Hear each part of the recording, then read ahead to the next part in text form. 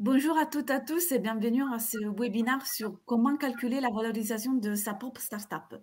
Je suis Annelisa Ghibioni, chargée de communication chez Hauts-de-France Innovation Développement et je suis aujourd'hui avec Danushka Zemi de Socoinfi.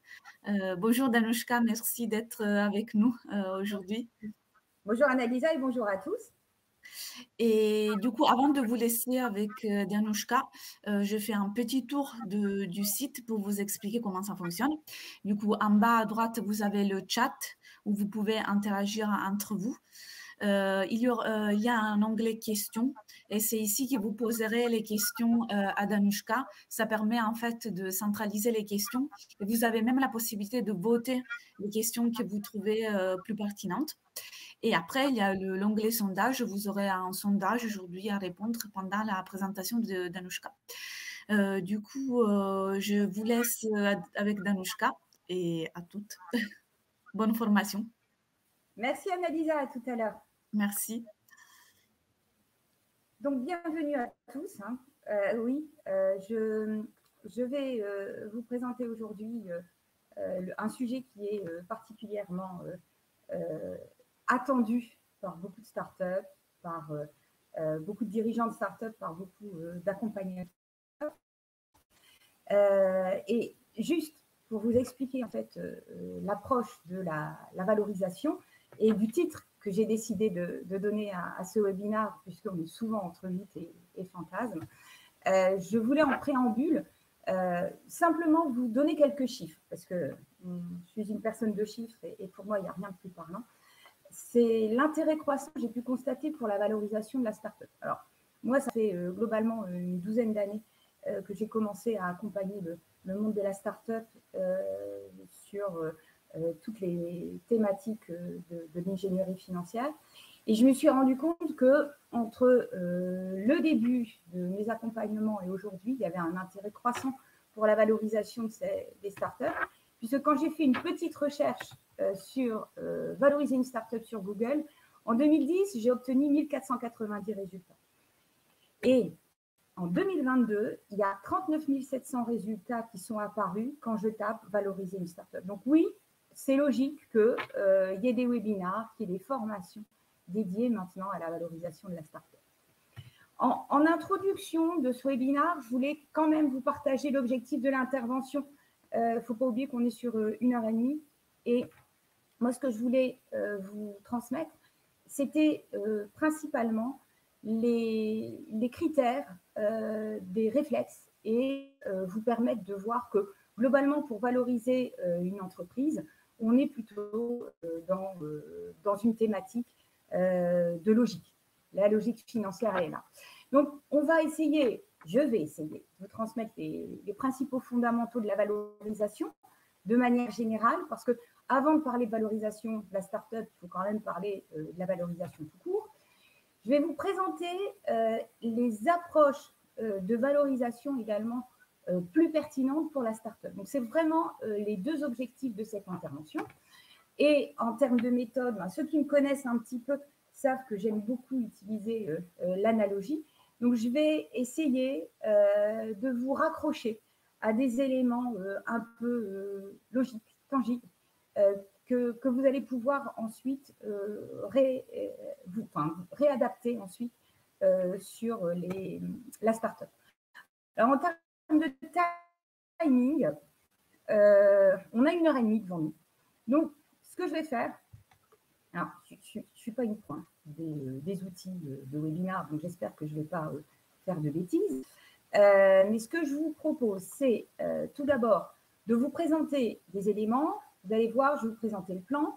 À la fin de chaque partie, je vais vous demander si vous avez des questions sur la partie concernée. Et puis, à la fin de cette intervention, allez, on va essayer d'arrêter au bout d'une heure, 1h15. On essaiera d'échanger et donc je vous invite vraiment systématiquement à vous poser toutes les questions à la fin de l'intervention, si ça vous va. On continue. Alors, en termes de plan, première partie, on va parler de la valorisation de manière générale. Ensuite, on va aborder les particularités de la start-up. Et puis, quand on a terminé ces deux approches-là, on sera capable d'avoir des informations ou de vous diffuser des informations plutôt sur la valorisation de la start-up. Et à la fin, je ne peux pas m'empêcher de vous annoncer quelques chiffres parce que c'est quand même pour ça que vous êtes là également, même si vous allez voir, il y a des choses à prendre avec des pincettes. Alors, le principe de la valorisation. Alors attention, il faut être un peu attentif parce qu'on va réaliser des sondages au cours de l'intervention pour être sûr que je me suis bien exprimée. La valorisation, l'évaluation déjà, c'est quoi? Déjà, ce que ce n'est pas. Ce n'est pas une science exacte. Il est clair que quand on procède à une évaluation, mais c'est exactement la même chose dans tous les éléments, c'est parce que dans tous les domaines d'activité, vous voyez, on fait des évaluations un peu sur tout. On fait une évaluation de la voiture, on peut valoriser une maison. Et c'est vrai que souvent, l'analogie que j'aime beaucoup faire entre l'entreprise et la maison marche bien, et particulièrement pour la start-up. Je m'explique. Quand vous allez essayer d'évaluer votre maison, vous allez essayer de définir une fourchette de valeur. Pour l'entreprise, c'est exactement la même chose. C'est-à-dire que quand on veut évaluer une entreprise, il faut déjà réaliser une étude approfondie de la société, il faut comprendre ce qu'a fait l'entreprise jusqu'à présent, donc cette compréhension du passé va être importante. Et puis, ça ne suffit pas de comprendre le passé et de connaître l'entreprise, il faut également avoir une idée sur l'avenir et le futur de l'entreprise. Donc, ça veut dire quoi? Ça veut dire qu'on va essayer, en général, de comparer plusieurs méthodes, 2 ou 3, pour pouvoir avoir une vision un peu plus fine de l'entreprise. Alors, vous avez bien compris au travers de cette présentation que l'intérêt d'une évaluation, c'est juste de défendre et d'argumenter son prix. Ah ben oui, c'est pas parce que j'affiche une valeur de mon entreprise ou de ma maison que c'est vraiment le prix. Non, là, on est vraiment sur un croisement entre l'offre et la demande et la valeur deviendra le prix à partir du moment où j'aurai trouvé mon acheteur. On est bien d'accord. Alors, quand on a justement compris cette notion d'évaluation, eh bien, dites-vous que les approches de l'évaluation, elles sont fonction de 3 éléments. Il y a 3 approches en fait, de la valorisation. Soit je vais m'attacher au passé, ou alors je vais m'attacher au présent. Dernière approche de l'évaluation, c'est de s'intéresser plutôt au futur de l'entreprise. En clair, soit je vais me dire, tiens, ma société, je l'ai achetée à un certain prix, et aujourd'hui, avec ce que j'ai fait, eh bien, quel est son prix? Ou alors, je vais m'intéresser à ce qu'elle va faire dans le futur, et là, on va parler plutôt des cash flows futurs. Je vais m'expliquer sur tous ces termes. Et puis, je vais me dire, compte tenu du futur envisagé pour ma société, quelle est la valo de ma boîte aujourd'hui? Et donc, si je pars du prix d'acquisition, je vais me dire, j'ai acquis quelque chose par le passé, et puis aujourd'hui, soit je l'ai bien entretenu, c'est la maison, c'est-à-dire que j'ai acheté ma maison il y a 10 ans, et puis j'ai fait des investissements, j'ai fait des améliorations, donc quelque part, j'ai réussi à apprécier la valeur de ma société, enfin de ma maison, et puis ma maison a une certaine valeur aujourd'hui.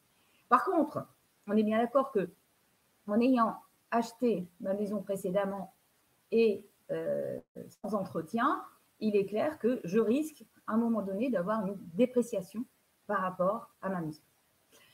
Si je m'attache à l'aspect du futur, eh bien, globalement, je vais me dire, ma maison, elle a aujourd'hui une certaine valeur, mais, attention, dans le futur, je vais avoir des améliorations qui seront faites, je vais avoir une autoroute qui sera pas très loin et donc qui va la rendre accessible à peut-être 10 minutes de la mer.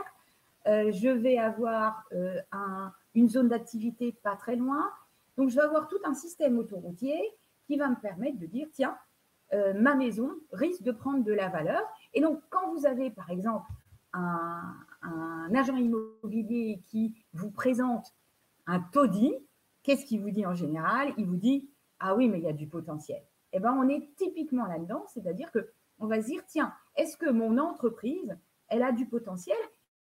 Et le potentiel, il se traduit par ce qu'on appelle les cash flows futurs. En clair, c'est le cash, la rentabilité, la trésorerie que va générer ma société dans le futur. Et donc là, ben, il va falloir que je fasse un phénomène d'actualisation. Excusez-moi, il y a quand même des termes un petit peu techniques que je dois impérativement utiliser. Et donc, on va actualiser les flux futurs avec un taux d'actualisation, puisque tout le monde est bien d'accord pour dire que, surtout aujourd'hui, 100 € aujourd'hui, ce n'est pas la même chose que 100 € dans 10 ans. Donc, ça veut dire quoi? Ça veut dire que d'un côté, j'ai une approche plutôt historique, d'accord? Donc, ce qu'on a, on va avoir une valeur historique, on va avoir une approche plutôt patrimoniale. Et de l'autre côté, je vais parler plutôt d'une valeur économique de ma société où je vais prendre des flux de trésorerie dans le futur. Alors, je vous ai parlé du passé, je vous ai parlé du futur. Maintenant, je vais vous parler du présent. C'est-à-dire que si je me dis, tiens, ma société, elle a une valeur de marché, ou ma maison, elle a une valeur de marché, je vais faire quoi? Je vais me dire, bah, au final, je vais prendre ma maison, je vais regarder les dernières transactions qui ont lieu dans mon quartier, des maisons qui sont comparables, et puis je vais affecter une valeur à ma maison. Et là, on est sur l'approche par les comparables. Donc, vous voyez, c'est un point important, hein, ces approches d'évaluation, parce que oui, c'est la norme financière, c'est les techniques qu'on emploie, c'est les techniques qu'on nous enseigne tous quand on est des financiers. Soit je regarde le passé, soit je regarde le futur, ou alors je m'attache au présent. C'est ces trois approches-là. Et alors après, il y a une multitude de techniques. Vous savez, les financiers sont assez créatifs sur ces sujets-là, et on en a développé énormément. Mais il faut impérativement vous dire que se raccroche à l'une ou l'autre des approches. Ça veut dire quoi? Ça veut dire que quand j'ai ces trois approches, il faut se poser la question de savoir quelle méthode est pertinente pour notamment une start-up dans le cas présent. Alors, je vais vous poser une question, et donc là, il y a un sondage qui va être diffusé, à savoir, au final, pour ma start-up, à votre avis, quelle est l'approche qu'il faut absolument exclure pour une start-up? Est-ce qu'on n'en exclut aucune? C'est-à-dire qu'est-ce qu'on prend ces trois approches-là? Est-ce qu'elles sont toutes pertinentes? Ou alors, on exclut toutes ces trois approches, puisqu'il n'y en a aucune qui peut s'appliquer à la start-up? Ou alors, j'exclus la patrimoniale, celle des flux, ou l'approche par comparable. Je vous laisse quelques minutes pour répondre.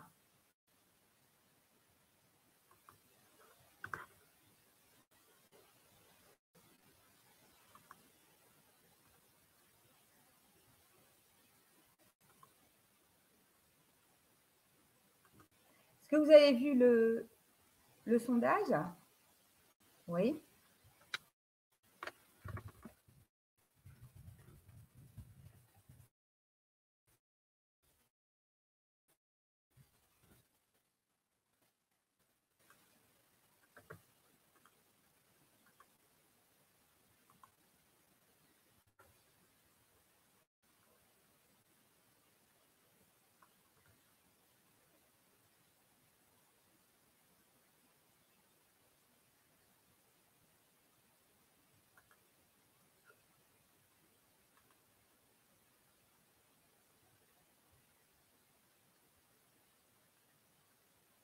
Alors, Annalisa, une petite question. Est-ce que tu as les réponses au sondage?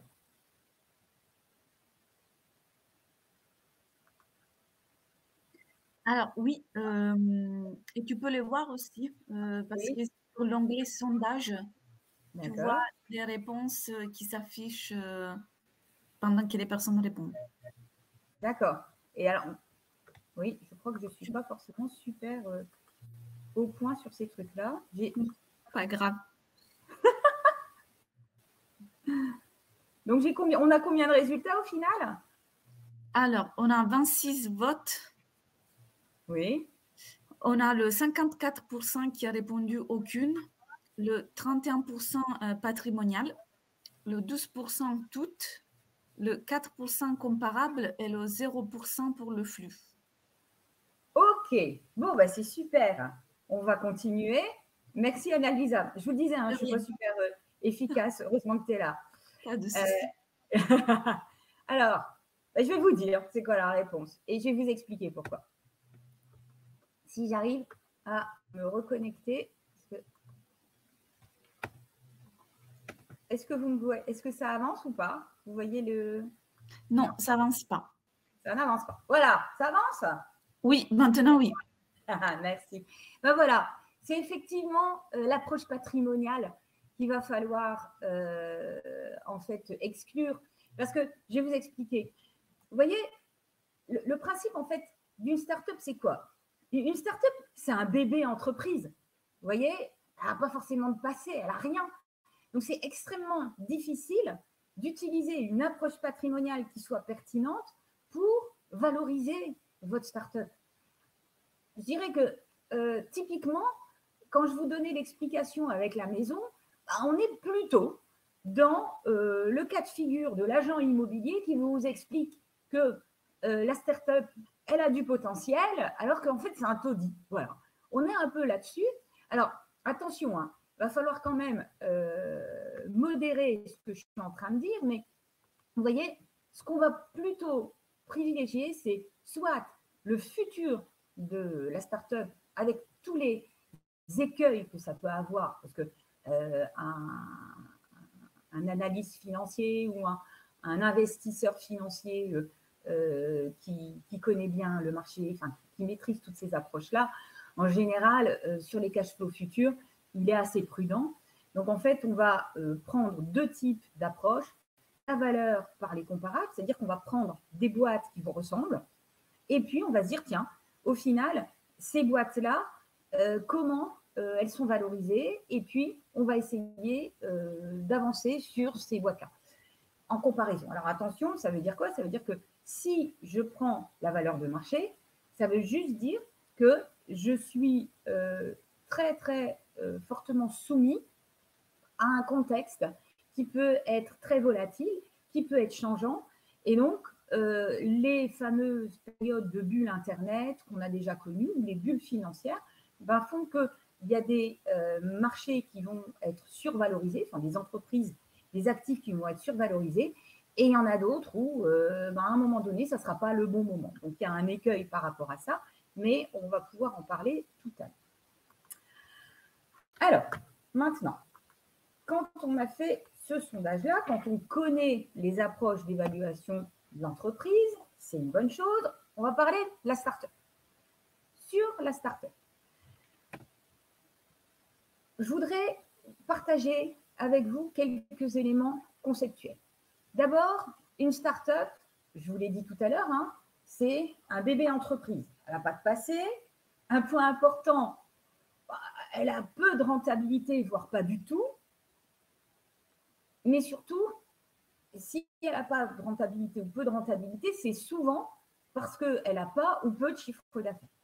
Donc, avant de devenir une entreprise, et vous voyez, d'utiliser les méthodes que je vous ai, l'intégralité des méthodes que je vous ai présentées tout à l'heure, pour la start-up, il faut déjà qu'elle valide sa technologie.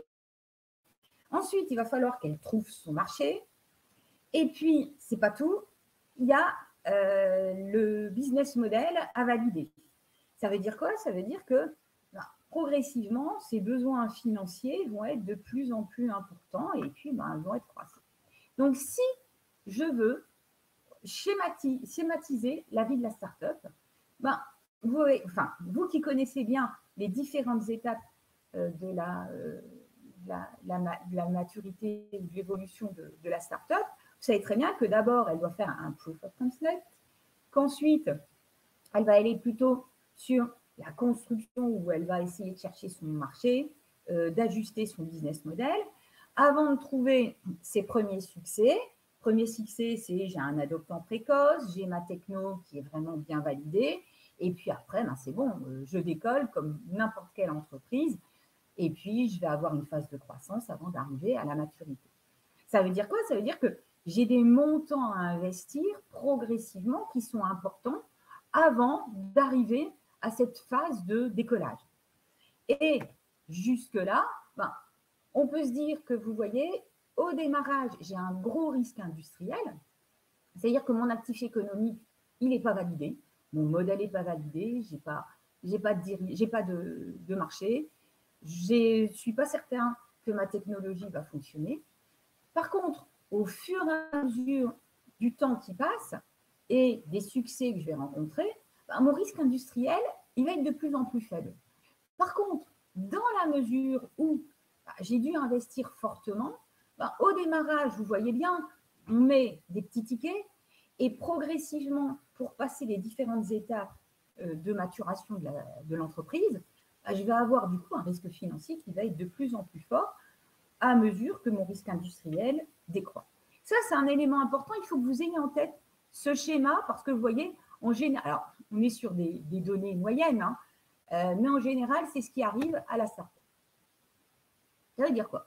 Ça veut dire que pour maintenant aborder le cœur du sujet de notre webinaire, à savoir la valorisation de la start-up, il faut déjà se poser la question de savoir quand et pourquoi. Ça, c'est important parce que financièrement, vous voyez, quand on parle de valorisation, on ne sait pas forcément toujours pourquoi. Et en fonction des phases de l'entreprise, ben, il y aura un intérêt, il y aura un objectif principal à valoriser. Alors, à la création, en général, quand on valorise, c'est pour préserver ses fonds propres. C'est un point important. On oublie trop souvent que les fonds propres, c'est vraiment le nerf de la guerre. Quand on va ensuite se développer, quand la start-up va continuer à progresser, là, on va avoir besoin de financement parce que vous voyez bien, l'entreprise, elle se finance de deux manières, hein, il n'y en a pas 36 000. Soit elle a des fonds propres, c'est-à-dire des ressources stables et durables qui sont définitivement acquises à l'entreprise, ou alors elle a de la dette. Si elle a de la dette, ça veut dire qu'elle doit rembourser. Mais pour pouvoir s'endetter, c'est toujours conditionné à un certain niveau de fonds propres. Donc, ça veut dire quoi? Ça veut dire qu'au fur et à mesure de l'évolution de ma start-up quand elle est créée, on va procéder à des augmentations de capital en complément du recours à la dette et aux autres ressources financières. Et quand on fait ces augmentations de capital, ben c'est pourquoi on va devoir valoriser, pourquoi on veut absolument valoriser, ben c'est pour éviter la dilution. Ça, je crois que c'est un mécanisme que tout le monde a bien compris, la notion d'éviter la dilution. Et puis, il y a un moment également qu'il faut avoir en tête, parce que là, en général, tout le monde est dans cette phase d'augmentation de capital, mais à un moment donné, peut-être, le dirigeant, il aura envie de céder. Et bien là, les informations qu'on va collecter, les approches qu'on va utiliser, qu'on va exploiter pour valoriser l'entreprise, bah, elles ne seront pas dans une perspective d'éviter la dilution et de préserver ses fonds propres. Ça sera vraiment dans une perspective de réalisation de plus-value. Eh bien, justement, en fonction de ces trois objectifs, on va avoir des niveaux.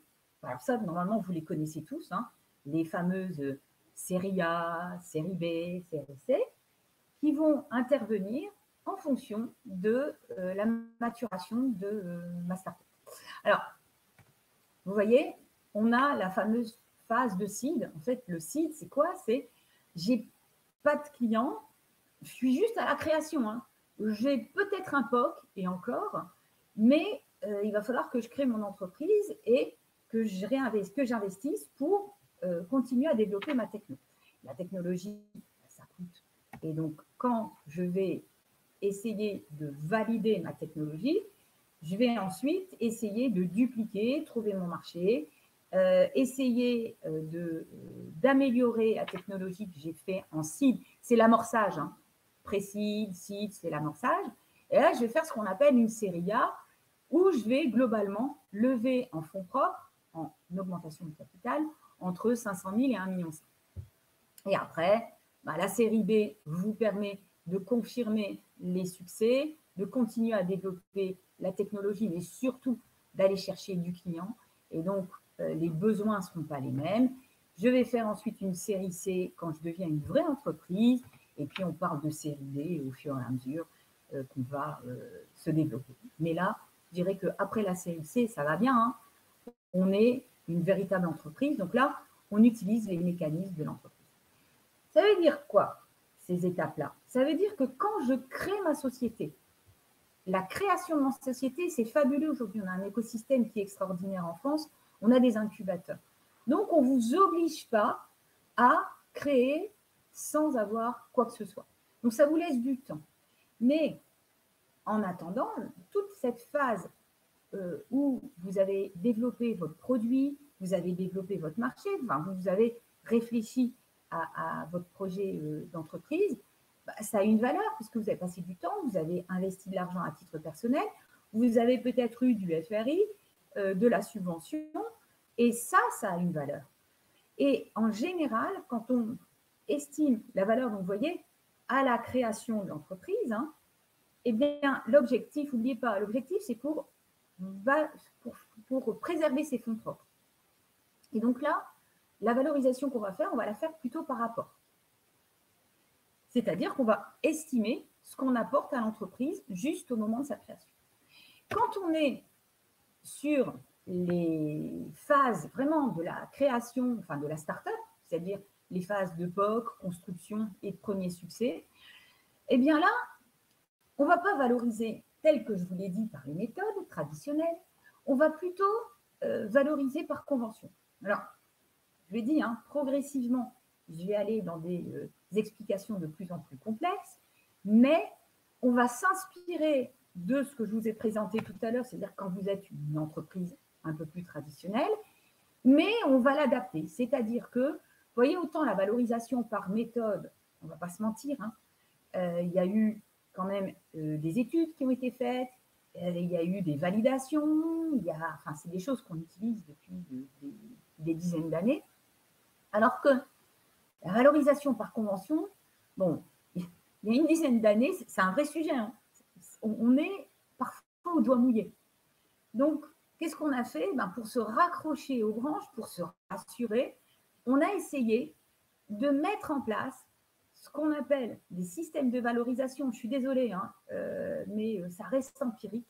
C'est pour ça que ce n'est pas des méthodes de valorisation ce qu'on va faire, mais plutôt un système de convention que je vais commencer à vous présenter.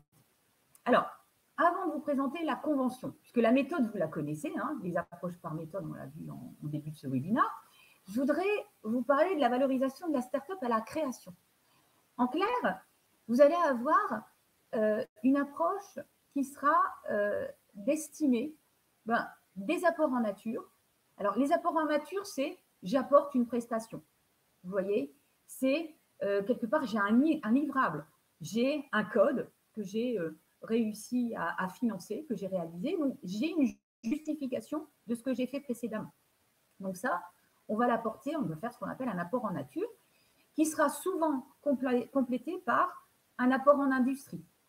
C'est-à-dire des choses qui sont un petit peu difficiles à exprimer et qui seront beaucoup de déclaratifs, du temps passé, le savoir-faire que vous avez apporté, peut-être la notoriété, parce que souvent, avant la création, votre phase d'incubation, vous l'avez utilisée pour en fait développer une communauté et puis cette notoriété. Donc tout ça, on va estimer que ça a une valeur. Alors attention, ça va être conditionné par la forme juridique. Bon, une SARL, une SAS, il n'y a pas de souci. Mais vous voyez, faire un apport en nature ou en industrie quand on est une SA, ça ne va pas être possible. Donc, en général, vous êtes une entreprise, une start-up, vous allez souvent vous créer en SARL ou en SAS. Et donc, c'est pour ça que ça va être conditionné par la forme juridique. Et surtout, vous avez la possibilité de déclarer, puisque ça va être du déclaratif, dans certaines limites. Au-delà de certains seuils, c'est-à-dire qu'au-delà d'un niveau de 30 000 euros d'apport en nature et en industrie, et il va falloir recourir à un commissaire aux apports. De la même manière, au-delà de 30 000 euros d'apport en industrie et en nature, et dans le cas où vous apporteriez moins que 30 000 euros en numéraire, il faudrait également avoir un commissaire aux apports. Je m'explique. Vous allez déclarer, par exemple, un apport en nature ou en industrie à la création de la société à hauteur de 25 000 euros. On le sait bien, hein, on est en dessous du seuil de 30 000. Sauf que vous apportez en cash, en numéraire, dans votre capital social, 10 000 euros. Bah, puisque vous n'apportez pas l'équivalent de votre apport en nature et en industrie en cash, il va falloir solliciter un commissaire aux apports. Par contre, si vous apportez 25 000 euros en cash et vous estimez à 25 000 euros l'apport en nature et en industrie, à ce moment-là, vous n'avez pas besoin d'un commissaire aux apports. Il faut quand même constituer un dossier, justifier que cette valeur est correctement estimée, et puis vous allez pouvoir considérer cet apport en nature et en industrie. Donc ça, c'est à la création de l'entreprise. D'accord ? Rien de plus compliqué que ça, mais ça nécessite quand même ces précisions. Ensuite, après la création de l'entreprise, vous allez certainement vouloir valoriser votre start-up dans les premiers tours. Alors, l'approche de la valorisation, elle s'effectue par convention et souvent, elle va être réalisée en fonction des étapes franchies. D'un autre élément qui va être les indicateurs à disposition. Et quand je parle de la tendance du moment, c'est juste que, vous voyez, je passe ma vie à essayer de regarder ce qui ressort, ce qu'on entend. Parce qu'il y a beaucoup de rumeurs, il y a beaucoup d'estimations. Alors attention, hein, il y a des approches qui sont plus ou moins loufoques dans les approches par convention. Je vais les présenter aussi. Après, à vous à les trouver pertinentes ou pas. Moi, je vous présente ce que j'entends, ce qu'on voit. Bon, allez, après, je vais échanger un petit peu avec vous sur ce qui est, ce qu'on prend au sérieux ou pas. Alors, il y a une première approche qu'on utilise. Alors, c'est pas une approche, c'est pas quelque chose de logique. C'est-à-dire qu'on a dévoyé cette approche par la dilution, puisqu'il y avait un principe quand on faisait une augmentation de capital, c'était de conseiller à ses dirigeants d'éviter de se faire diluer de plus de 15 à 20% pour un premier tour. Vous voyez, où à chaque tour, on dit, bon, allez, on se fait diluer, parce qu'oubliez pas, hein, une augmentation de capital, c'est une vente d'actions. Et puis, on conseille toujours à nos dirigeants qui vont faire plusieurs tours pour éviter d'être dilués et de perdre la majorité trop tôt, on leur dit, attendez, évitez de céder plus de 15 à 20% de votre société. Sauf que ça a été dévoyé. Et aujourd'hui, bon, il y a des personnes qui vous disent, ah, tu as envie de lever 200 000 euros, bon, écoute, évite de te faire diluer, et puis en post-monnaie, ça veut dire que ta boîte, elle vaut 4 millions d'euros. Voilà, ça c'est le principe. Ben non, ce n'est pas le principe du dis-moi combien tu lèves, je te dirai combien tu vaux. Mais en attendant, le principe, c'est quand même de valider qu'on se dit, au final, quand on est sur une phase pré-seed et seed, donc on est bien sur l'amorçage. Hein. Et ça, c'est un point qui est important. Parce que quand on est en amorçage, ça veut dire quoi concrètement? Ça veut dire qu'on est juste en train de valider sa technologie et donc on n'a pas de rentabilité, okay, mais non seulement on n'a pas de rentabilité, mais en plus de ça, on n'a pas de chiffre d'affaires. Donc, la levée va permettre de continuer à développer la technologie. Pour l'instant, on n'a absolument aucune possibilité d'utiliser les méthodes par les comparables parce que on ne peut pas faire un multiple de chiffre d'affaires ou un multiple de rentabilité, on est négatif. Donc ça, c'est le principe, en fait, la convention par dilution, où on se dit, bon, allez, par tour de levée, en pré-seed et en seed, on lâche 15 à 20% du capital. Et dès qu'on est en série A, donc la série A, ça va, hein, on commence à avoir ses premiers clients, on a un peu de chiffre d'affaires, mais on n'est toujours pas rentable. Eh bien, là, on se dit qu'on est en 2/3 de pré-monnaie et 1/3 de new money, c'est-à-dire que les nouveaux arrivants auront 1/3 de new money quand on est en augmentation de capital. Alors après, j'ai trouvé une belle approche aussi qui est très très drôle et qui est réalisée par Dave Berkus, qui est en fait un BA américain et qui lui considère que une valorisation en early stage, ah oui, on utilise toujours des mots anglais pour avoir l'air intelligent hein, quand on est dans le monde de la startup, mais en fait en early stage, c'est juste avant d'être une véritable entreprise, voire pour financer la techno. Donc vous voyez, on est en pré-seed et seed, pardon, pré-amorçage et amorçage. Et donc il dit, oui, 2 millions d'euros, 2,5 millions d'euros maximum pour une boîte qui vaut ça. Et alors, il a établi une grille qui dit que dans le final, chaque critère vaut 500 000 $ au maximum, et puis il estime sa grille ainsi. C'est-à-dire qu'il détecte la bonne idée, il a un critère qui concerne la technologie, 2, les relations stratégiques. En clair, c'est tout l'écosystème de l'entreprise qui a été validé dans ces features, dans ce développement actuel. Il parle quand même de la qualité de l'équipe. Donc, vous voyez, la techno, enfin, ce qui est intéressant, c'est qu'il met la techno au même niveau que la qualité de l'équipe, ce qui est un élément important. Et puis, le niveau de traction. Alors, le niveau de traction, en clair, ça veut dire quoi? Ça veut juste dire est-ce qu'il y a du chiffre d'affaires et à quel niveau se situe le chiffre d'affaires et surtout depuis quand on a du chiffre d'affaires qui est réalisé. Donc ça, c'est une autre approche par convention des tours de valorisation.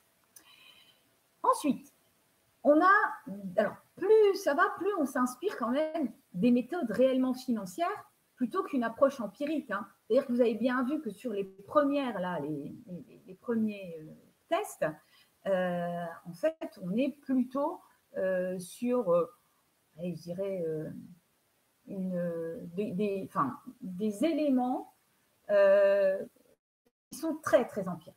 Voilà. Là, on a sur ces deux dernières, sur deux suivantes approches de valorisation, on est plutôt sur un souhait de se rapprocher des méthodes en place.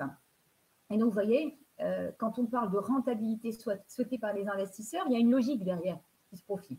C'est-à-dire qu'on va déjà, s'inspirer de la méthode des flux futurs, d'accord, méthode de sortie de cash, de trésorerie, pour se dire que à un moment donné, quand même, ma start-up, elle va arrêter de perdre de l'argent, elle va enfin trouver des clients, et puis elle va surtout générer dans la rentabilité, mais dans le futur. Alors, un investisseur, là, on a l'approche juste de l'investisseur. C'est-à-dire qu'on se dit, tiens, un investisseur, donc c'est l'approche des VC, hein, les investisseurs institutionnels en capital, enfin, voilà, des vrais financiers. Eux, ce qu'ils veulent, c'est un taux de rendement interne à horizon de 5 ans. D'accord? Et on sait qu'ils attendent entre 25 et 45%. Enfin, ça, c'est dans les gros délires, hein, les 45%. Mais ils ont un certain niveau de TRI en attente. Et puis, du coup, on va regarder les résultats prévisionnels à 5 ans. Et puis, sur la base des résultats prévisionnels à 5 ans qui seront réalisés, on considère qu'on va estimer la valorisation de la boîte à horizon de 5 ans. Bon, vous voyez bien un peu le travers de cette méthode-là. Ça veut dire quoi? Ça veut dire que vous allez, en tant que start-up, en tant que dirigeant, vous allez faire la bêtise habituelle de 98% des entreprises. Alors attention, hein, ce n'est pas que les startups, c'est également n'importe quel entrepreneur. Il est toujours extrêmement optimiste et souvent, vous avez un business plan, un prévisionnel complètement délirant en termes de rentabilité qui est irréaliste. Alors, il y a deux approches par rapport à ça. La première approche, c'est de dire, de toute façon, les investisseurs, qu'est-ce qu'ils nous disent? Ils nous disent qu'on sait très bien que les dirigeants d'entreprise sont super optimistes, donc on divise par 2 ou 3 les scénarios qu'on nous propose, le scénario de prévisionnel, et on calcule la valeur comme ça.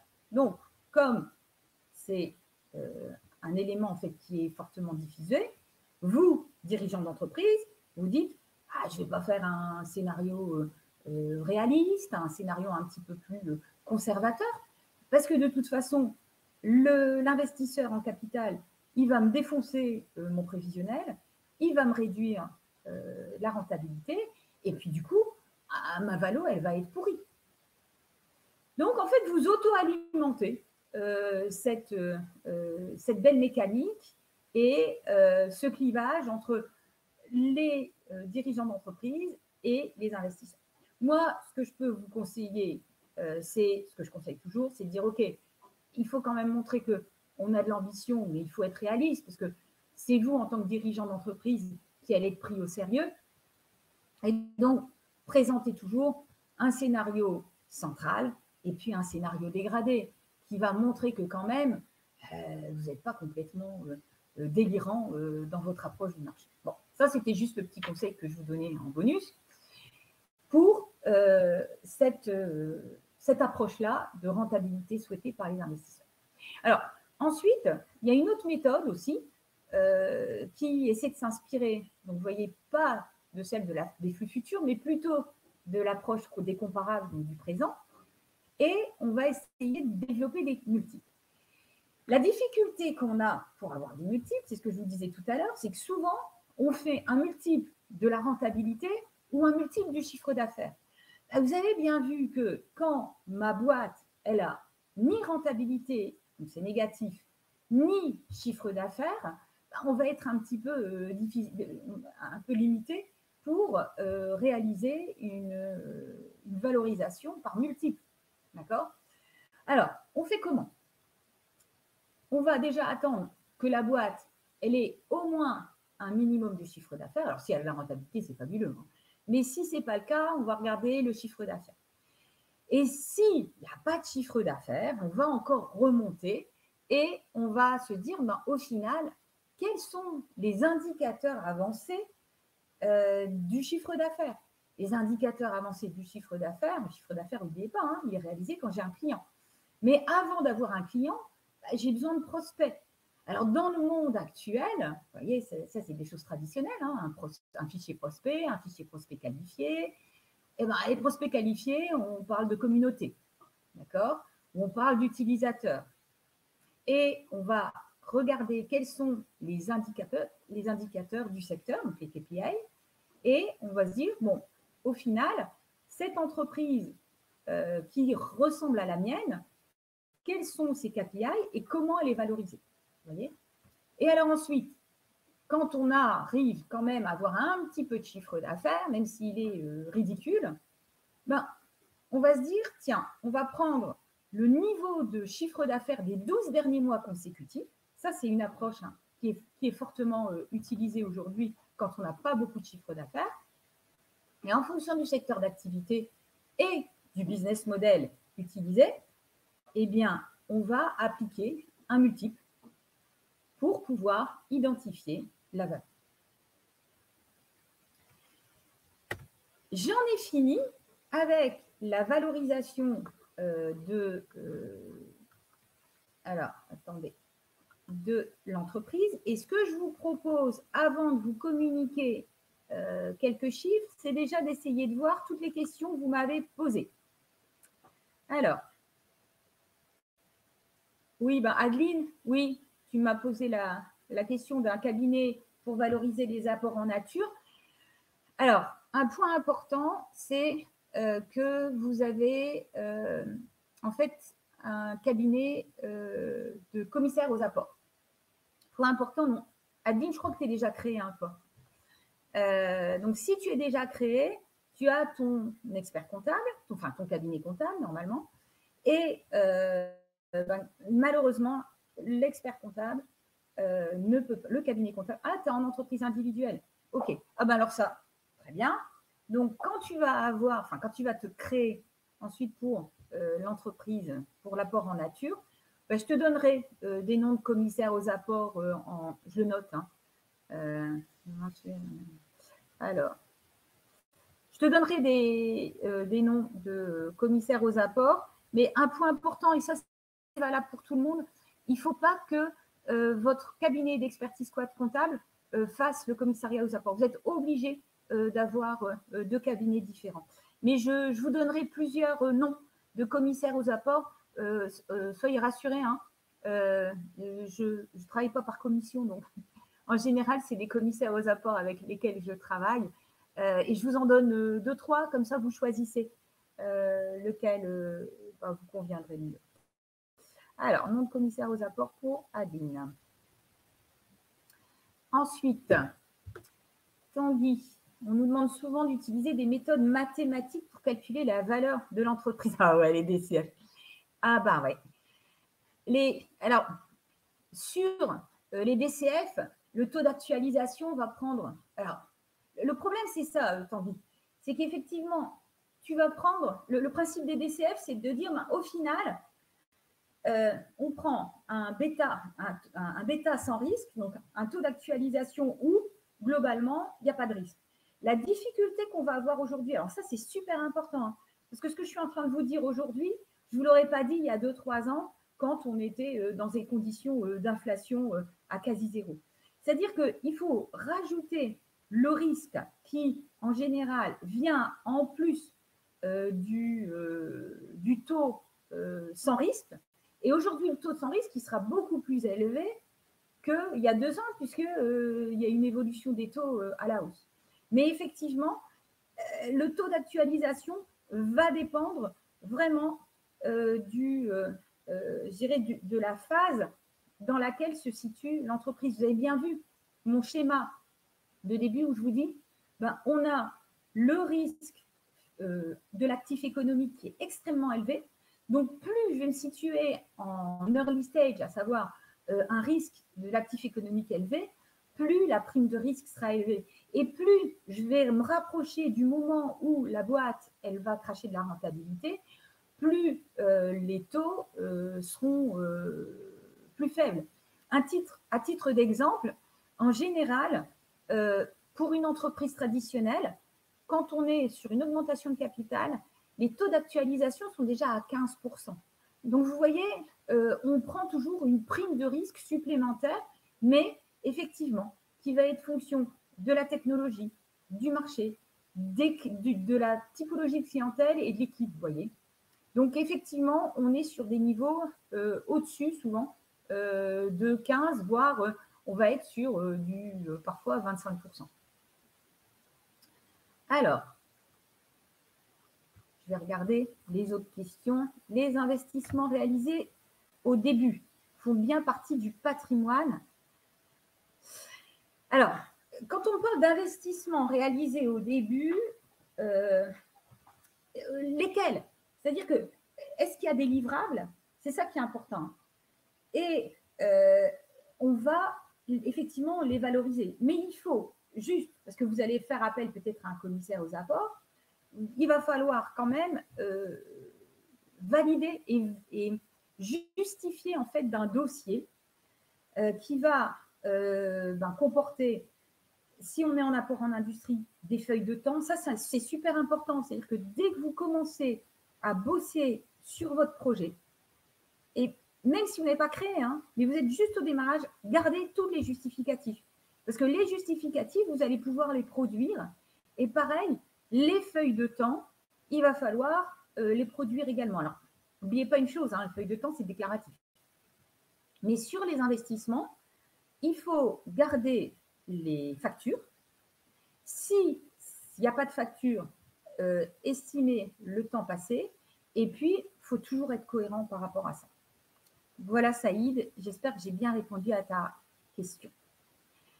Quel ratio dette-fonds propres ne devrait pas être dépassé aux yeux d'un investisseur ou d'une banque? Alors, traditionnellement, quand je parle de dette, je parle de dette à moyen et long terme. On attend, à un moment donné, pour vous donner des marges de manœuvre en termes d'endettement à moyen et long terme.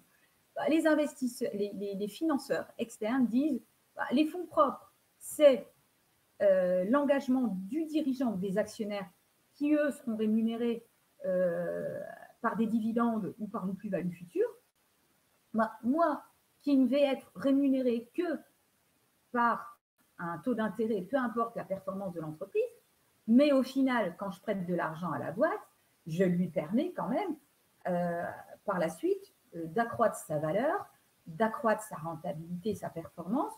Donc, si je m'engage, alors que mon taux de rentabilité il est identifié dès le départ, je m'engage à même hauteur que les actionnaires. Donc, ça veut dire que traditionnellement, on se dit qu'on est d'accord pour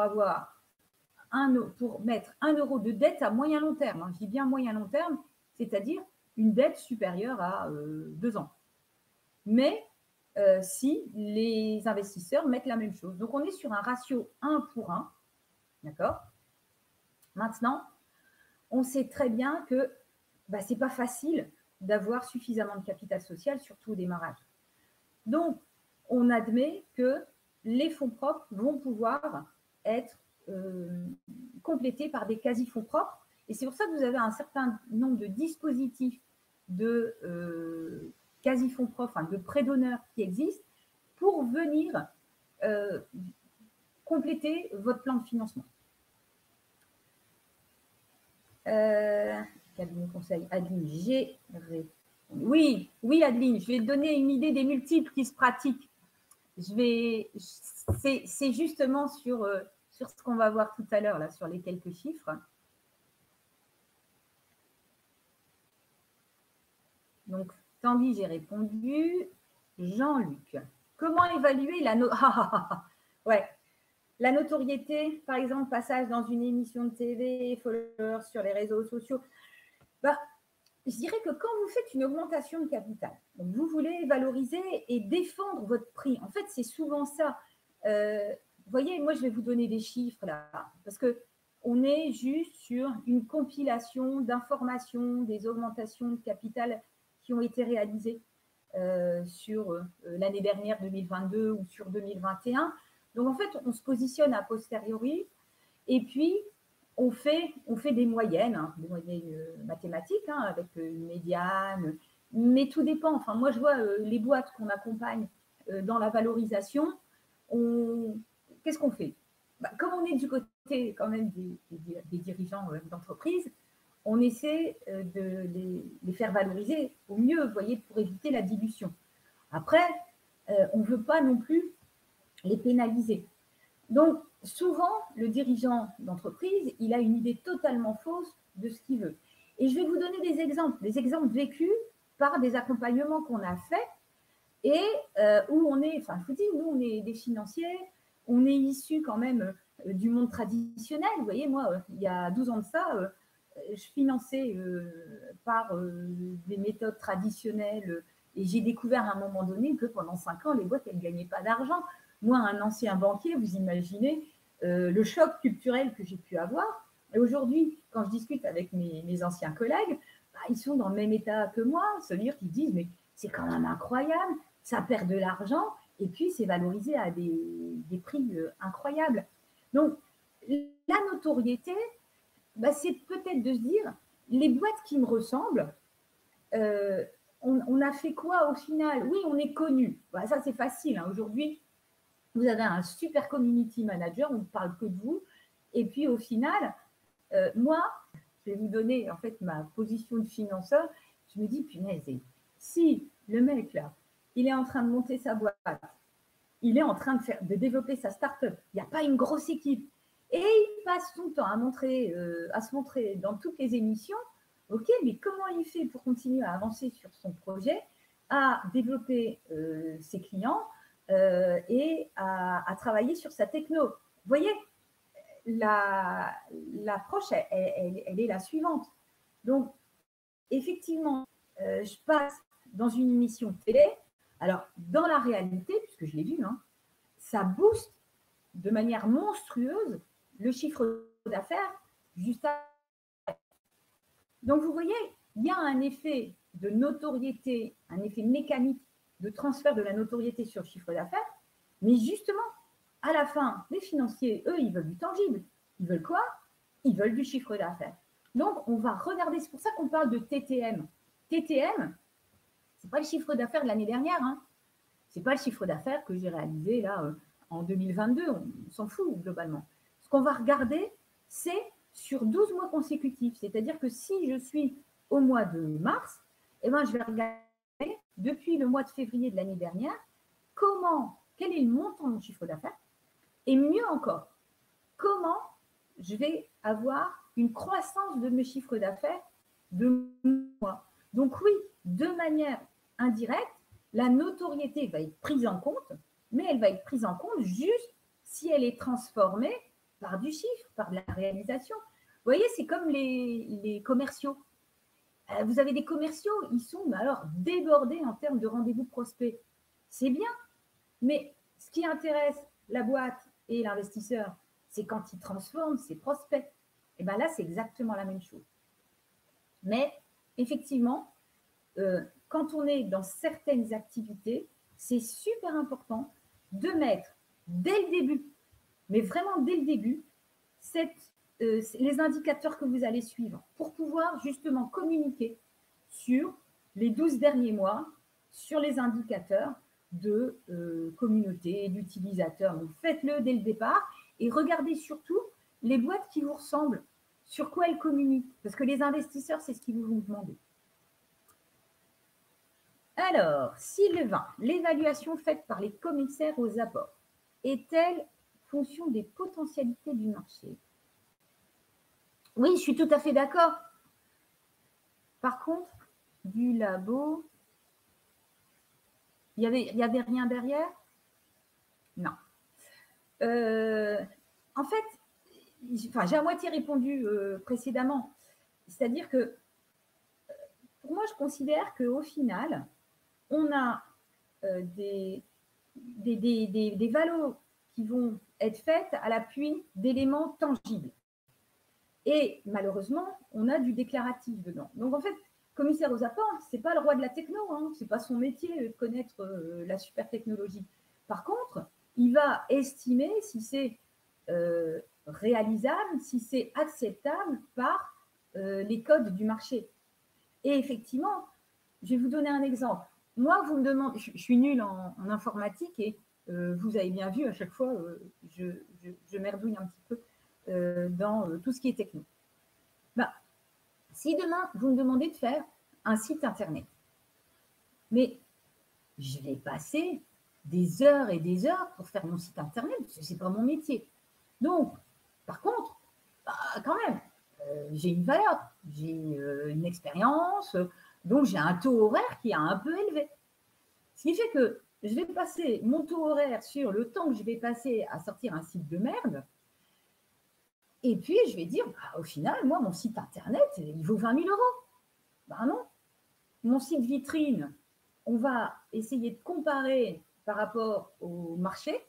Et puis, on sait très bien que quand on fait appel à un prestataire externe, un site vitrine, ça coûte entre 2 et 5 000 €. Donc, le commissaire aux apports va dire, ben non, ça vaut entre 2 et 5 000 €. Par contre, si à la fin, il y a un livrable, c'est-à-dire que si, donc ça c'est déjà une première approche de la réévaluation que va faire le commissaire aux apports, parce que ce n'est pas parce que vous lui donnez des justificatifs sur tout, en disant que tout ce que vous avez fait jusqu'à présent, ça vaut 500 000 € qu'il ne va pas vous enlever des éléments. Deuxième approche, c'est de dire, bah oui, j'ai des études préalables, mais les études préalables, elles ont été chiffrées. Par exemple, pour payer mon étude préalable, bah, j'ai bénéficié d'un FRI. Le FRI est le temps et mon prestataire, il m'a bien fait cette facture. Donc, même si vous vous êtes fait avoir parce qu'il vous a sorti une presta pourrie ou une étude pourrie, bah, vous avez quand même un livrable et une facture. Et effectivement, je suis tout à fait d'accord, du labo, des partenariats avec des laboratoires de recherche, quand on a ça, déjà, on a une valeur qui vaut quelque chose, puisqu'ils sont censés sortir quelque chose. J'espère que j'ai répondu à la question. N'hésitez pas. Hein. Ouais, alors, les services d'un commissaire aux apports, en général, moi, je chiffre à 5 000 € en moyenne. Donc, vous voyez, allez pas estimer votre boîte à 7 000 euros, vous aurez déjà 5 000 euros de commissaire aux apports. Vérifiez pour savoir si ça vaut le coup. Par contre, j'ai appris qu'il y a des commissaires aux apports qui coûtent moins cher. Mais aujourd'hui, je ne peux pas vous les citer parce que je n'en sais rien, je n'ai pas les noms. Mais je sais que quand je fais les formations, j'ai des porteurs de projets qui me disent « Ah ben, je suis justement en train de passer par un commissaire aux apports et là, j'ai eu un peu moins cher. » Donc, regardez, posez-vous les questions dans vos incubateurs. Parfois, il y a des bons plans et je vais essayer de vous les trouver. Mais faites attention parce que parfois, vous allez avoir un commissaire aux apports qui va vous dire « Ok, moi, je vous fais l'évaluation de ce projet-là. Ça vous coûte 2 000 euros. » Donc, vous allez dire « Ouais, super. Et moi, j'ai trouvé un commissaire aux apports à 2 000. Danushka, elle m'a dit que ça coûtait 5 000 euros. » Mais au final, il vous fait que la partie comptable sans le traité aux apports. Et le traité aux apports, il est donné à un avocat et qui, lui, va vous prendre 3 000 euros. Donc, au final, 2 000 plus 3 000, ça fait bien 5 000 euros. Mais moi, je pars toujours, mais je suis financière. Hein. Donc, je mets toujours une louche. Je préfère avoir une bonne surprise qu'une mauvaise. Donc, à 5 000 euros, vous ne vous trompez pas. Ouais, je suis tout à fait d'accord, Tanguy. Trouver des valorisations d'entreprise comparables, c'est vraiment pas simple, mais je vais vous donner les sites sur lesquels vous pouvez aller chercher. Il y a des études qui sont… Enfin, aujourd'hui, pour moi, c'est les études qui sont les plus pertinentes, les plus… qui couvrent le plus de cas. Et puis, on a un petit peu d'antériorité sur quelques années. Je parlais surtout de la notoriété antérieure à la création d'entreprise. Quelqu'un de connu. Ah. Alors, qu'est-ce que c'est que quelqu'un de connu? Alors, d'abord, j'ai pas eu cette chance d'accompagner des personnes très connues publiques. Alors après, je ne sais pas ce qu'on entend par connu. C'est, je ne sais pas moi, si j'ai Sylvester Stallone qui crée une société, là, je peux dire qu'il est connu. Et là, effectivement, on est sur l'image. Et je dirais qu'au final, on est sur sa notoriété. Bon, en même temps, je crois que si Sylvester Stallone crée sa société, globalement, il n'a pas trop de problèmes de fonds propres. Néanmoins, comment on peut valoriser ça? Je vous dis, s'il y a de la notoriété, vous voyez, on était tout à l'heure en train d'évoquer les éléments importants qu'on va prendre en compte pour la valo, à savoir l'équipe, la techno, enfin l'équipe elle arrive après, mais c'est pas grave, la techno, les partenariats, le chiffre d'affaires. Pour moi, vous voyez, je le mettrais même pas, pour moi, c'est pas un apport en nature, c'est juste un point important qui va permettre de défendre et d'argumenter en fait la valo. N'oubliez pas ce que je vous disais tout à l'heure, on est simplement en train d'argumenter sa valo. C'est simplement ça, c'est-à-dire que, je vais vous donner un exemple. Moi, j'ai accompagné il y a quelques années de ça une boîte où le dirigeant d'entreprise, il avait mis même pas 10 000 euros en capital social et il avait fait un Kickstarter sur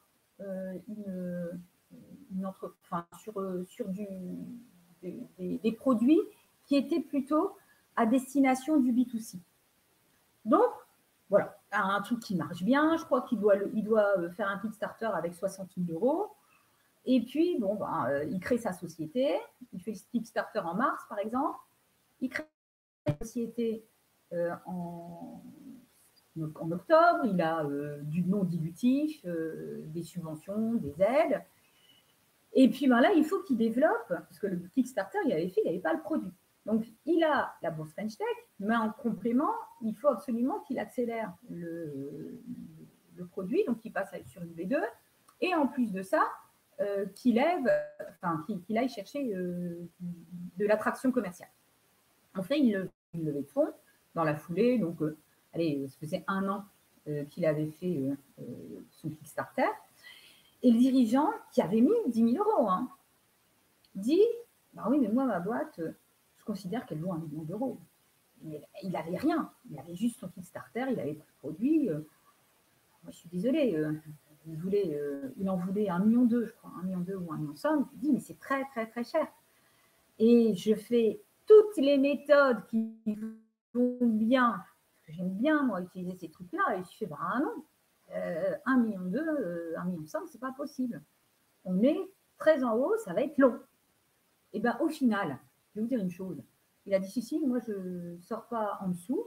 Il a mis plus de temps que prévu pour faire sa levée de fonds, mais il l'a fait. Il l'a fait à un prix qui était, pour moi, totalement délirant. Mais, je vous l'ai dit, la valo, c'est un point de départ, c'est quelque chose qui va vous permettre d'argumenter votre prix. Et après, vous allez vous retrouver face à un marché, face à des investisseurs qui vont vous dire, OK, moi, je suis d'accord pour ce niveau de valo, je vous suis. Alors attention, c'est que mon fameux dirigeant là, bah, comme il était sur un niveau de valo extrêmement élevé, vous l'avez bien compris, il avait un prévisionnel extrêmement ambitieux. Et ça, il a assuré tout le monde de le réaliser. Donc les investisseurs, n'oubliez pas une chose, hein, les mecs, c'est pas les filles, c'est pas des lapins de 6 semaines. Ils font quoi? Bah, ils se préservent. Donc ils vont vous mettre des clauses. Et ils vont vous mettre des clauses qu'on appelle de relution. C'est-à-dire que vous avez valorisé à mort votre société pour dire, bah tiens, je ne veux pas à un moment donné que ma société, elle soit, que je me fasse trop diluer. Donc, je me préserve par rapport à ça. Et au final, je me préserve en la valorisant à un niveau monstrueux. Et puis, je justifie par un prévisionnel ambitieux, du chiffre d'affaires, une fabuleuse rentabilité. Et au final, ben, je ne réalise pas mon prévisionnel. Donc, les investisseurs qui ont mis la clause de relution, à savoir, ils ont dit, OK, moi, je suis d'accord, votre boîte, elle vaut 1,5 million si vous faites tel le niveau de chiffre d'affaires l'année prochaine, et puis bah, l'année d'après, vous ne faites pas ce chiffre d'affaires. Donc, vous allez faire quoi? Vous allez dire, ah ben oui, mais vous avez toutes les bonnes explications. Ce n'est pas un souci. Eux ont mis cette clause en disant, bah, si vous ne faites pas le chiffre d'affaires sur lequel vous êtes engagé l'année prochaine, eh bien, boum, on va considérer que votre société ne valait pas 1,5 million quand on est rentré, mais plutôt 1 million d'euros. Et on va appliquer un mécanisme de relution, donc vous allez vous refaire diluer. Donc, soyez toujours super vigilants par rapport à ça, les clauses que vous allez signer et pourquoi vous le faites. D'accord? Et surtout, sachez que à un moment donné, trop valorisé, alors je crois que j'en parle peut-être après, mais ce n'est pas grave, on va en parler maintenant, trop valorisé peut vous amener dans des situations très difficiles. Vous voyez? De la même manière, si vous avez trop valorisé et que vous allez devoir faire un deuxième tour ensuite, ben c'est très difficile pour les investisseurs du départ de dire non, mais moi, il m'a fait rentrer à 1,5 million et puis maintenant, l'autre augmentation de capital, il l'a fait à 1,2 million. Et là, pareil, application de la clause de relution. Alors, n'oubliez pas une chose. Là, le thème de ce webinaire, c'est comment calculer la valorisation de la start-up. Je vous ai bien dit que le comment devait suivre par le pourquoi je valorise ma start-up. Et quand vous dites, mais moi, je veux valoriser ma start-up parce que ensuite je vais faire plein de tours et je ne veux pas me faire diluer, ben, il y a des outils financiers pour ne pas se faire diluer, mais il y a aussi des outils juridiques pour éviter de ne pas se faire diluer. Vous pouvez par exemple émettre des actions de préférence, des actions à double droit de vote. Donc, moi, je ne suis pas spécialiste dans les domaines du juridique, mais sachez qu'il y a des outils juridiques. Donc, si vous utilisez les outils financiers plus les outils juridiques, globalement, en tant que dirigeant de start-up, vous allez être en mesure de préserver quelque part la gouvernance et l'actionnariat tel que vous le souhaitez. D'accord? Bon, bah, je crois qu'il n'y a plus de questions sur ces sujets-là. Je vais continuer sur les quelques chiffres que je voulais vous présenter tout à l'heure, justement, parce que ça, c'est un point super important, de se dire, OK, moi, je travaille sur la valo, je parle de comparable, OK, mais au final, quels sont les chiffres de la valorisation? Alors, je vous présente ici des valorisations médianes en France. Alors, attention, tu vois, Tanguy, la source, c'est Avolta. Avolta, il fait des belles études et il les diffuse chaque année. Et j'ai extrait, en fait, de son analyse. Donc ça doit être 2021 et ensuite j'ai des comparables 2022 qui sont plus fournis, donc n'hésitez pas à aller les chercher. En fait, les transactions qui ont eu lieu, c'est ça. C'est-à-dire que la difficulté, c'est d'avoir accès à l'information. Et on a là, normalement, un certain nombre de transactions qui ont été réalisées en France, bien en France, hein, je parle bien de la France en 2021, et en fonction du niveau de maturité de la société. Donc, vous voyez, en général, en CID, alors pareil, hein, c'est des médianes, évidemment, en fonction des quartiers, c'est des choses qui sont assez hallucinantes. On a des écarts types qui sont extrêmement importants sur certains segments.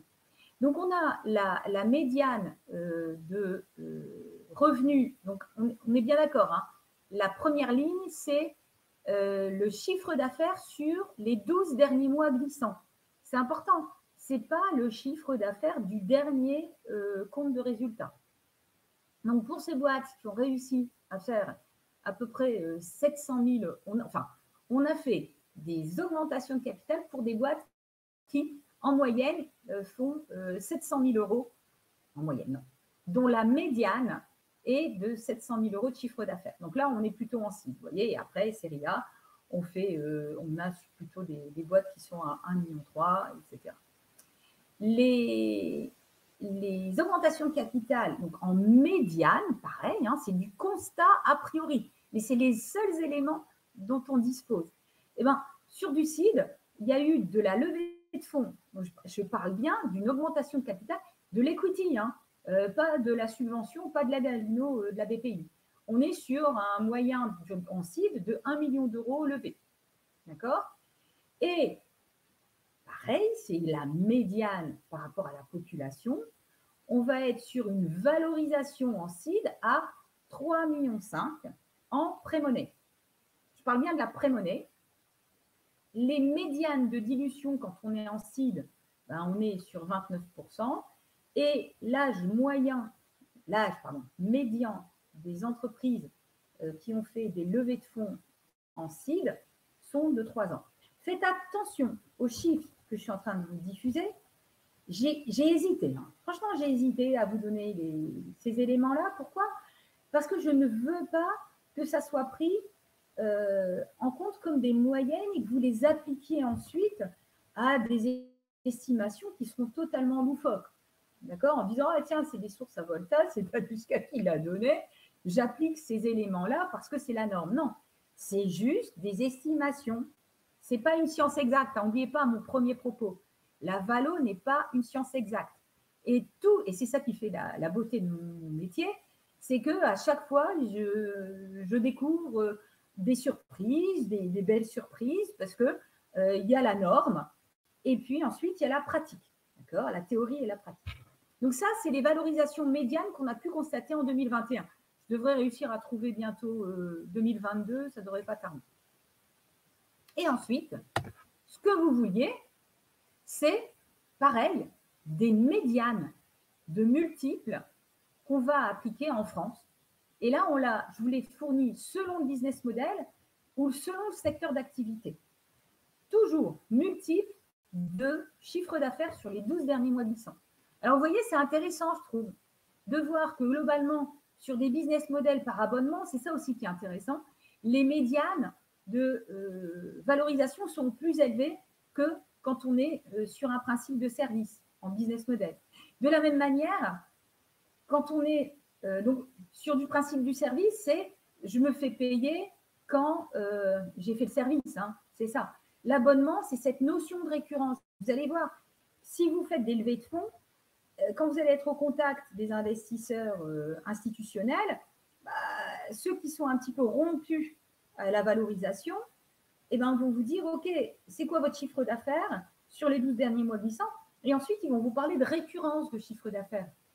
Et en fait, ce qu'on privilégie, vous le voyez bien, hein, dans les business models par abonnement, c'est cette notion de récurrence.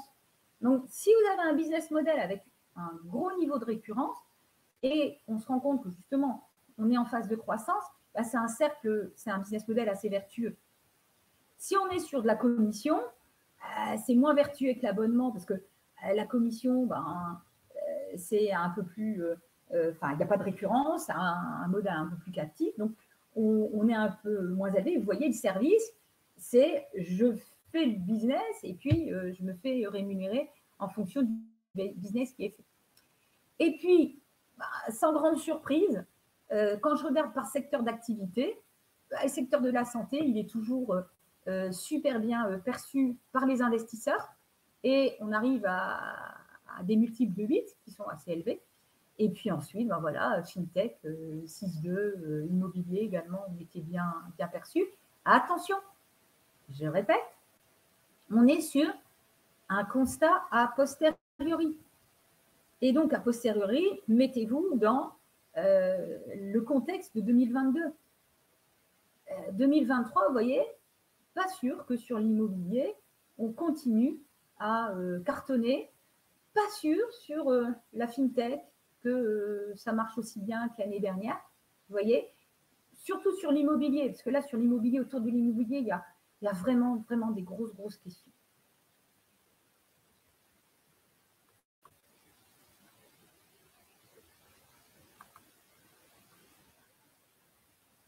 Alors, en pratique, eh bien, vous n'avez plus qu'à mettre en œuvre ce que je vous ai présenté là. Je n'ai plus aussi qu'à vous remercier de votre attention. Avant de vous communiquer nos coordonnées si vous avez des questions supplémentaires. Effectivement, on m'a posé la question de savoir si les slides seraient diffusés. Je confirme que je vais les envoyer à Annalisa pour diffusion. Et puis, je reste disponible là pour des questions que je vais immédiatement regarder dans le chat dès que j'y arrive. Hein. Ah, mais j'ai plus de questions. Je vous laisse les poser. Je vous laisse quelques instants sur les questions. Je vais regarder le chat.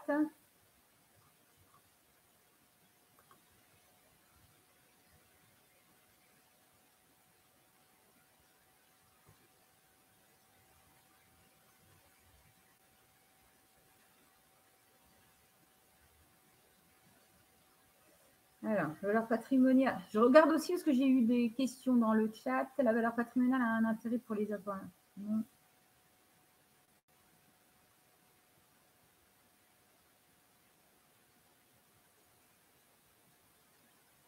Alors, Valentin, pour moi, le principe de la valorisation, c'est de dépasser cette valeur que tu as déjà pu mettre dedans. Cette valeur sert pour du 1 pour 1 pour des pays, par exemple. Ici, on cherche la valeur. Ouais, alors ouais.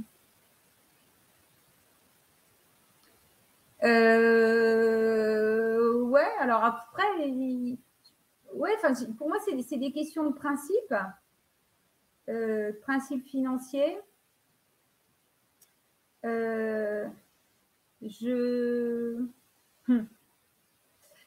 Dépasser la valeur, je vous dis, hein, c'est un exercice intellectuel. En fait, c'est ça, la valorisation, c'est vraiment un exercice intellectuel. À un moment donné, c'est en pratique, c'est de se dire, OK, pourquoi je veux valoriser? Et la valorisation, c'est de dire, je vais aller lever des fonds et je vais justifier et argumenter que ça vaut plus que ce que moi j'ai mis dedans. Je suis tout à fait d'accord.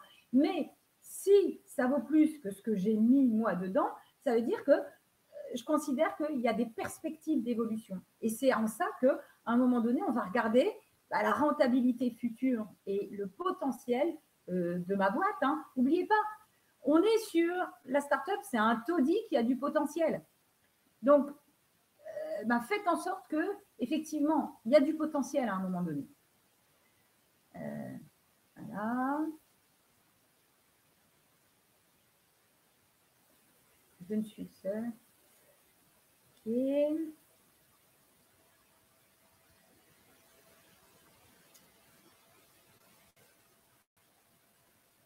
Je suis désolée, je continue à regarder parce que je n'ai pas tout vu.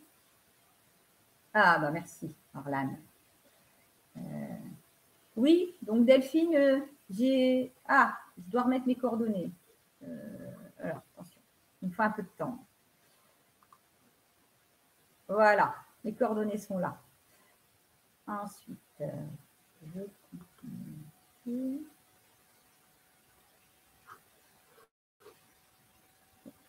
Juste, j'ai perdu le chat. Ah, c'est bon, je l'ai. Alors. Mince, c'était. Ah oui, 11h49, Delphine, c'était le slide d'avant, c'était mes coordonnées, c'est ça? Ouais, c'est ça. Ok. Merci. Parfait. Et il me reste aussi à regarder les questions, parce que je vois que j'en ai de nouvelles. Alors, avez-vous des noms de commissaires aux comptes dans la métropole Lille? Commissaires aux comptes ou aux apports, Jean-Luc?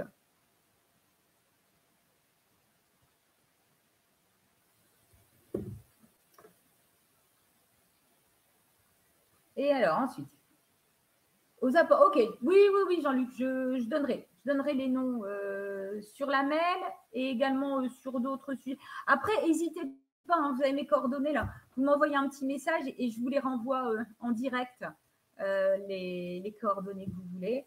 Alors, Steven, bonjour. Ouais. Y a-t-il des valeurs de levée équivalentes en France pour la phase de précide? Juste après. Ah ouais, alors, ça c'est un point important, tu vois, Steven. C'est vrai qu'il fallait que j'en parle. Il y a un truc qui est compliqué, et je le vois au quotidien quand on accompagne les boîtes, et des fois même, je suis embêtée parce que, bon, moi, j'ai envie que la boîte, elle soit super bien valorisée, je suis super contente, et en général, juste après création, on a des BA qui vont intervenir, mais je dirais que le BA n'a pas l'approche purement financière du VC.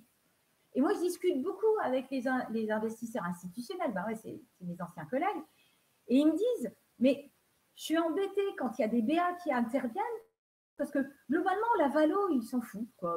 Ils sont capables d'aller sur des grosses valos. Alors moi, ça me va bien, parce que mon dirigeant, il est quelque part préservé, mais quand on veut faire le deuxième tour, là, on se fait rattraper par la patrouille. Parce que si on a besoin de niveaux supplémentaires, parfois, on se dit, tiens, je suis content, j'ai bien valorisé au démarrage. Donc, je dis n'importe quoi. Moi, j'ai eu une boîte. Ah si, je vais vous donner un exemple. J'ai une boîte, on fait rentrer des BA. Ça faisait 18 mois qu'ils existaient. Ils avaient fait un minimum de chiffre d'affaires, mais vous voyez, il n'y avait pas de récurrence dans le chiffre d'affaires. Il y avait eu quelques projets qui avaient été menés. Et on arrive avec des BA à lever une... je crois qu'ils ont dû mettre 200 000 euros en capital pour une valo post-monnaie à 1,2 million. Donc, ça veut dire que globalement, on était à 1 million d'euros de valo avant, alors que, je ne sais pas, la boîte, elle avait dû faire peut-être 10 000 euros de chiffre d'affaires, vous voyez, enfin, presque rien. La techno, elle n'était pas complètement finie, mais projet très, très ambitieux. Et donc, on développe tout ça. Et puis, après avoir fait les différents développements, on a besoin d'industrialiser en fait le proto. Et là, on se dit, tiens, deuxième tour.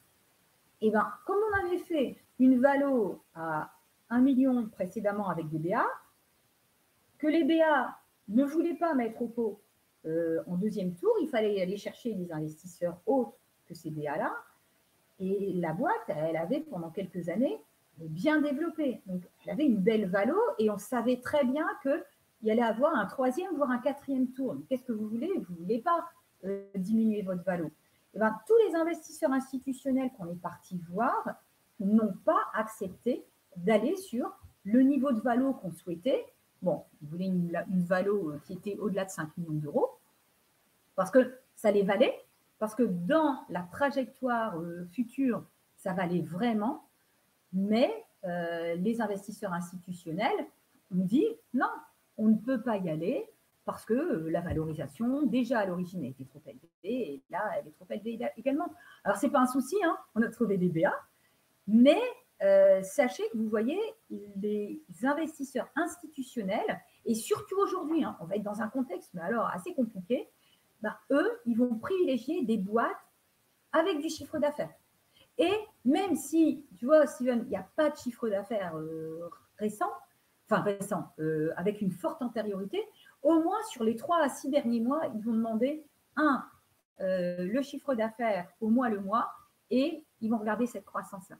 Maintenant, sur les valeurs d'élevées équivalentes en France pour la phase pré-seed, ben, à mon avis, je crois qu'ils ont pris le pré-seed et le seed. Donc, du coup, tu peux, sur les études à Volta, vous allez voir, hein, tout est fait en quartile. Donc, moi, ce que je ferais à ta place, Steven, c'était de regarder peut-être le premier quartile, parce qu'à mon avis, ça doit être les valos de levée de fonds les plus faibles. Là où c'est un peu plus compliqué, c'est que tu vois bien que c'est un multiple de TTM. Donc, ça veut dire que si tu es juste après la création, est-ce qu'il y a eu du chiffre d'affaires qui a été réalisé?